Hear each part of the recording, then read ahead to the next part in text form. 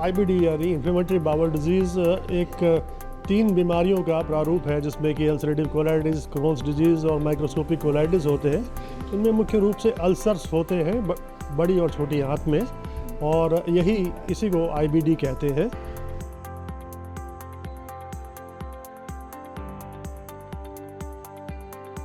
मैंने बताया कि इसमें अल्सर्स हो जाते हैं, और जो घाव होते हैं, अल्सर होते हैं, हमारा जो की टारगेट होता है इसमें यही होता है कि ये जो अल्सर्स हैं इनको कैसे ठीक किया जाए, पूरी तरीके से हील किया जाए, ताकि इनसे होने वाले जो भी शॉर्ट टर्म और लॉन्ग टर्म इफेक्ट होते हैं उन पे काबू पाया जाए।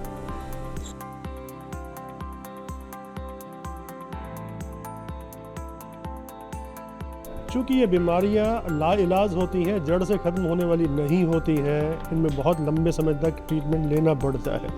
जब भी लंबे समय तक कोई भी ट्रीटमेंट लेना पड़ता है तो आम तौर पे सभी लोगों के मन में ये विचार आता है कि ये जो दवाएं सालों तक हमें लेनी है, इनकी कोई साइड इफ़ेक्ट तो नहीं है, कहीं ये कोई नई बीमारियां तो नहीं पैदा करेंगी, कहीं इसकी वजह से हम किसी बड़ी मुसीबत में तो नहीं फंस जाएंगे। ये बड़े कंसर्न्स होते हैं, और यही कंसर्न्स को हमें एड्रेस करना होता है, बताना होता है कि जो सेफ़ मेडिसिन्स हैं उनको हम लंबे समय तक ले सकते हैं। लेकिन कुछ ऐसी दवाएं भी होती हैं जिनको बीच बीच में हमें मॉनिटर करना पड़ता है, देखना पड़ता है कि कोई साइड इफ़ेक्ट पैदा तो नहीं हो रहा। जब हो रहा होता तो उसी समय उस दवा की डोज को एडजस्ट करना होता है, या फिर कोई और दवा शुरू करनी पड़ती है।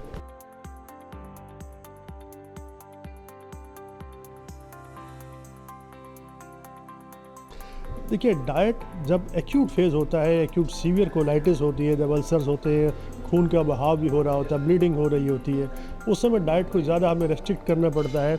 उस समय हमें फाइबर वाली डाइट नहीं देनी होती, नरम खाना या लिक्विड डाइट ही देनी पड़ती है। लेकिन जैसे जैसे बीमारी कंट्रोल में आती है, अल्सर ठीक होने लगते हैं, तो ऐसी स्थिति में फिर हम डाइट के प्रति थोड़ा लिबरल हो जाते हैं, और लोग धीरे धीरे वापस नॉर्मल डाइट की तरफ आ सकते हैं।